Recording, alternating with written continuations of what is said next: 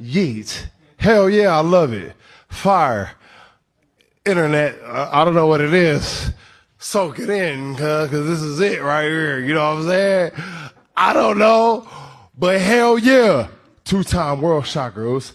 I'm damn near world heavyweight champ. Yo, next, I'm in Vegas. That's all I'm saying. Yeah.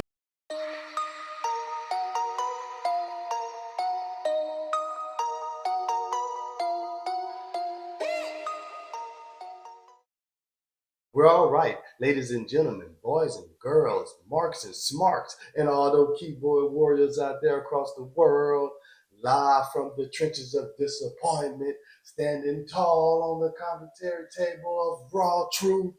This is your boy, the man, not the myth, TP Unfiltered, and I ain't a baby face. No, I ain't a heel. I'm just the one they calling real. How y'all doing? It's your host of tonight, the truth teller, the promo killer, the match card thriller, TP Media TV. Thank y'all for tuning in. Tonight we're going to jump head first right into the main event of the madness we known as WrestleMania 41 from last night. So I'm going to sit back and I'm going to tell y'all about how the recap came and about how the fights came, because of a 5-star fight. We got booking blunders. Instead of emotion and elevation, we got endings that made us wonder. You know what I'm saying? See how your boy dropped those bars? At the end of the night, most of us were stuck like, what the hell was that? So I need y'all to lace up your boots, grab your folding chair of judgment, and ring that notification bell, because I'm about to super kick this card into another discussion. And hey, if I get 500 views on this video, I just might stand up and super kick. Okay, so let's go. Match number 1. Jey Uso versus Gunther. Let's start with the disrespectful opening act. Jey Uso versus Gunther for the heavyweight championship. Now, I love Jey. I salute his growth from tag team title runs with his brother to main event Jey. You know, now he got his nickname. Yeet. But Gunther, come on. Tapping out to a sleeper in what? Less than 4 or 5 seconds? The ring general who ran through every giant, beast, and brawl in the business? Just casually folded like a lawn chair at one of your family cookouts. That's not a payoff. That's like WWE hitting a panic button. This should have been like war, a banger. Come on, guys, like a brutal clash. Instead, they have Gunther go out like he was just tired of going to work. There was a lot of missed opportunities, lazy executions, and let's not talk about the terrible finish.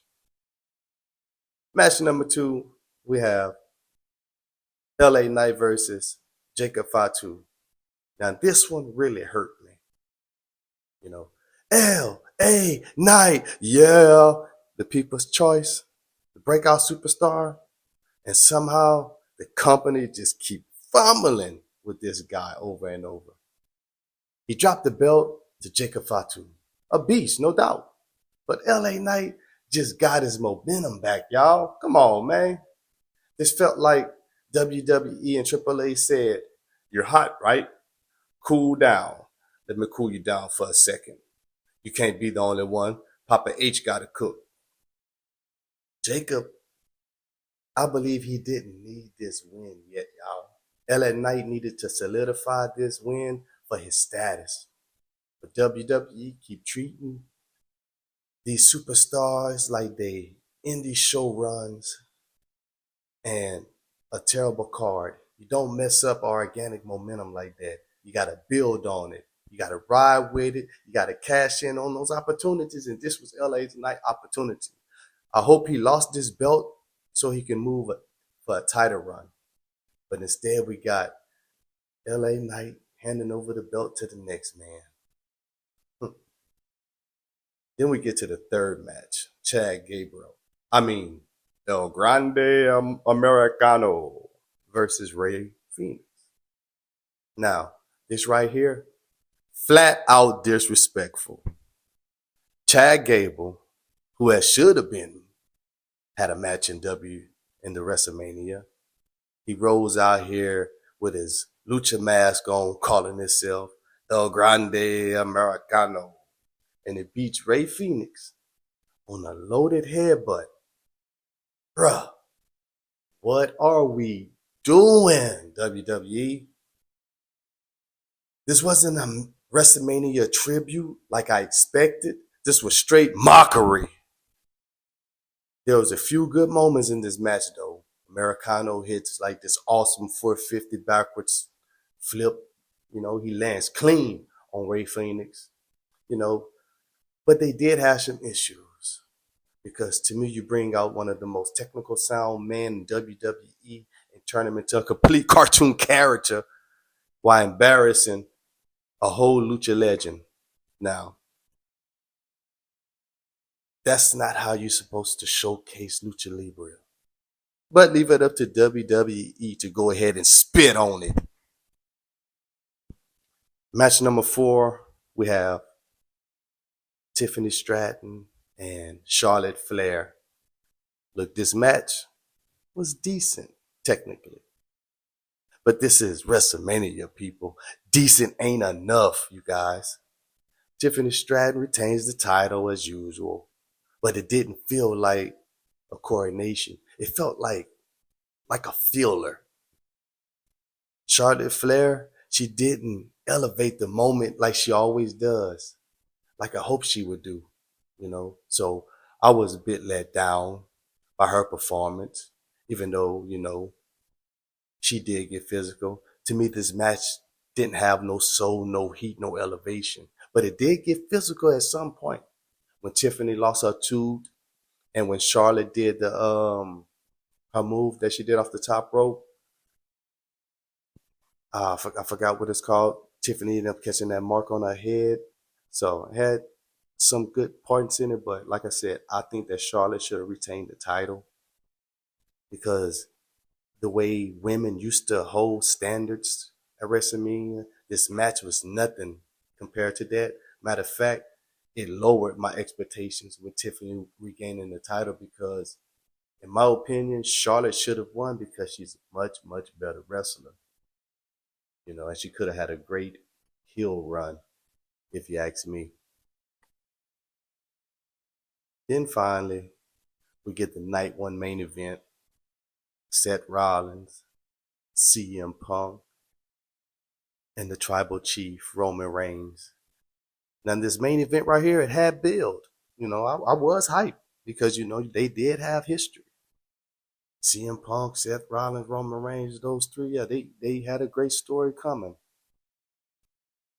This right here should have been an instant classic to me. Instead, we get a dusty finish by Paul Heyman because he wanted to turn heel on both his Golden Boys and turn sides with Seth freaking Rollins.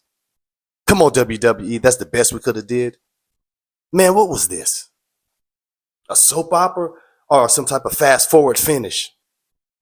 Heyman was with Roman, the tribal chief, for years, but he always showed loyalty to CM Punk deep down. And now all of a sudden, he hit both of them in the Vindictive Arnold special. And the way he seemed to do it, I kind of think Paul Heyman was enjoying it. The way he was with his hands. See, but this wasn't a drama. This was chaos for chaos's sake. The ending, it didn't elevate anyone, in my opinion. It kind of left everybody with confusion because you didn't give us the blockbuster build up with the ending that we expected. It makes no emotional sense. So How is this WWE WrestleMania better than last year's? I don't know. I don't know. I don't know. It's killing me. So my final thoughts on WrestleMania 41 Night 1 would be, they hyped it up like WrestleMania 17, but it felt more like Great Balls of Fire, if you know what I mean. I'm old school. From weak finishes to disrespectful segments, the whole night, it felt like the creative team was just beefing with each other in the group chat, coming up with ideas.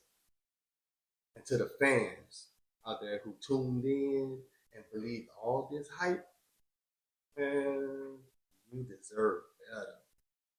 My advice to all the wrestlers out there, they gave it their all, even though it was bad writing. I still salute y'all for the performance. Y'all not the problem. But to the decision makers, you owe us some real answers. Because that show was trash. This WrestleMania should be called WrestleMID. You know what I'm saying? But like I said, this your boy TP, the truth teller, the unfiltered mic ripper, the promo press of pain, signing off like a chair shot to Roman Reigns. Bars. Y'all like that? You know what I'm saying? Signing off to y'all. So if y'all feel me, if y'all feeling me on this reaction, go ahead and drop a comment. Tell me what y'all think, how y'all liked it, what y'all thought about it. If y'all thought it was good, if y'all thought it was mid, if you're mad at me, go ahead and click the like button. If you rock with me, please go ahead and subscribe to me.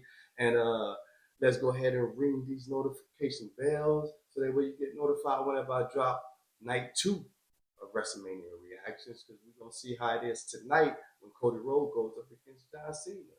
And like I say, like WWE, when the finish is never clean, this is your boy Gunther coming through, hollering at y'all, and wishing y'all the best. I'm going to sit back and get ready to watch this night 2.